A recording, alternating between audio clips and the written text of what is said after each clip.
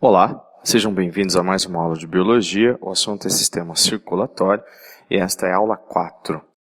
Nesta aula nós vamos estudar a fisiologia do sistema circulatório e vamos estudar também os vasos circulatórios.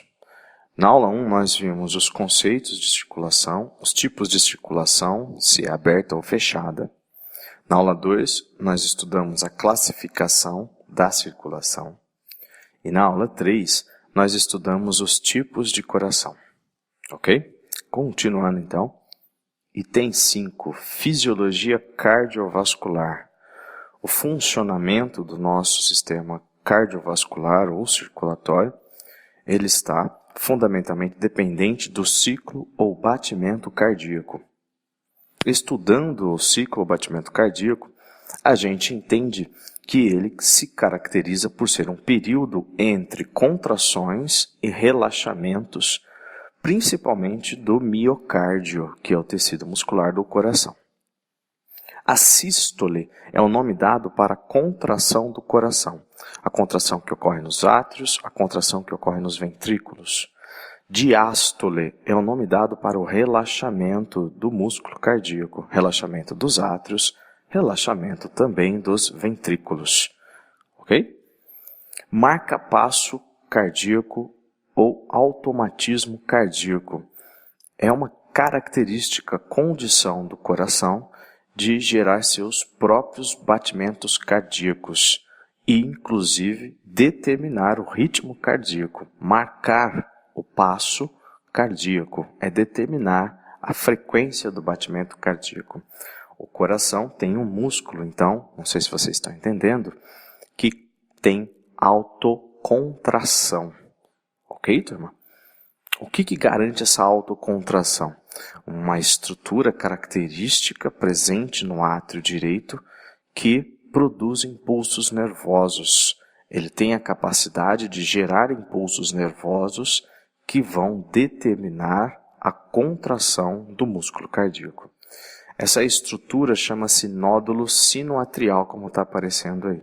Ele gera impulsos nervosos que originam o batimento cardíaco. O nódulo sinoatrial é o marca-passo cardíaco natural. É dele que nós estamos falando aqui, ok? O sistema nervoso autônomo é o sistema nervoso independente da nossa razão, do que a gente quer. Ele determina o funcionamento dos órgãos vitais do nosso corpo, incluindo o coração. O sistema nervoso autônomo ou independente, ele se divide em simpático e parasimpático. Eles controlam, obviamente, o nódulo sinoatrial, ok? Eles influenciam na atividade do nódulo sinoatrial, certo? O simpático, ele acelera o batimento cardíaco com a liberação do neurotransmissor adrenalina, que também é considerado um hormônio. A adrenalina, ela ativa o funcionamento do nódulo sinoatrial, promovendo aumento da frequência cardíaca. O parasimpático faz o contrário. Eles têm ações antagônicas. Ele retarda o batimento cardíaco com o neurotransmissor acetilcolina. A acetilcolina diminui a atividade, ela diminui a frequência cardíaca. Ok, turma? Então, continuando. Está aqui, uma figura mostrando a localização do nódulo sinoatrial. Ele está lá na parte de cima, do lado direito do coração, especificamente no átrio direito. Ele descarrega, então, um impulso nervoso, sob a ação do sistema nervoso autônomo ou de maneira independente. Esse impulso nervoso se propaga até o nódulo atrioventricular.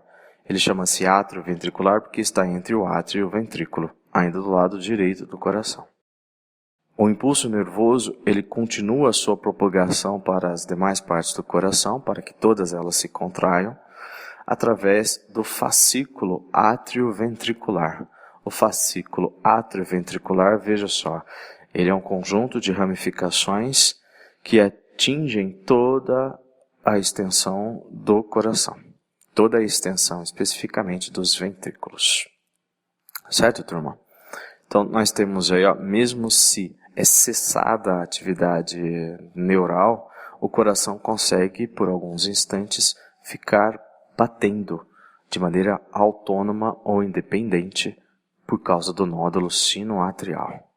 Ok? 6. Vasos circulatórios.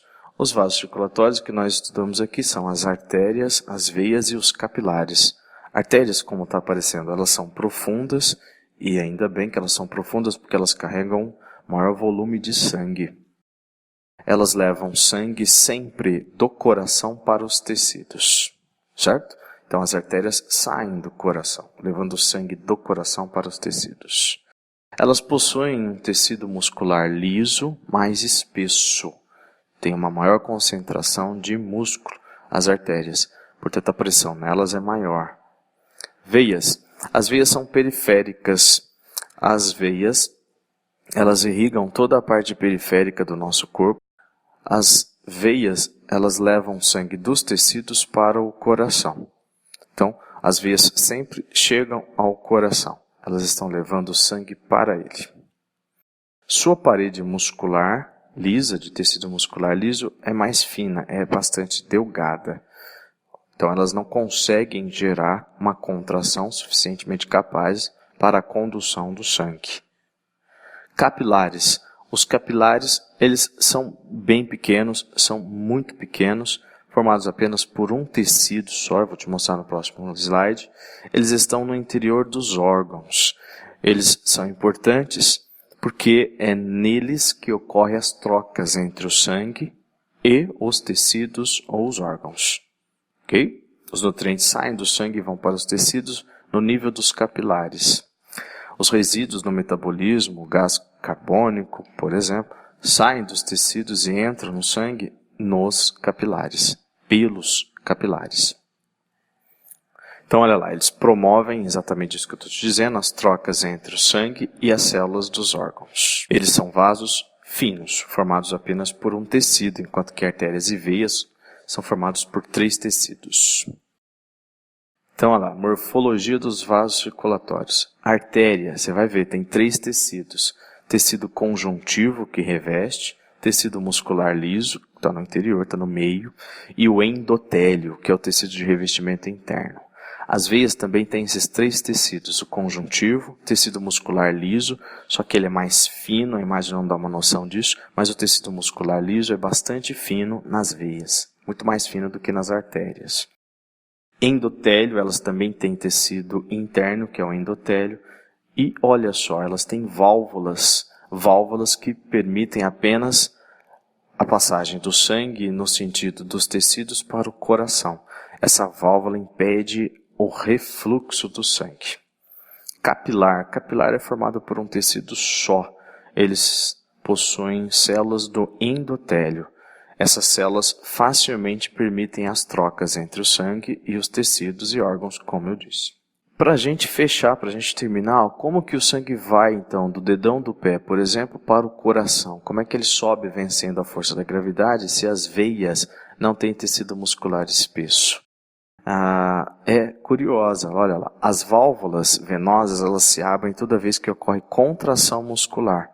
A contração muscular é extremamente importante para a circulação, para o sangue ir do dedão do pé para o coração. Se não ocorrer contração muscular, não tem retorno venoso.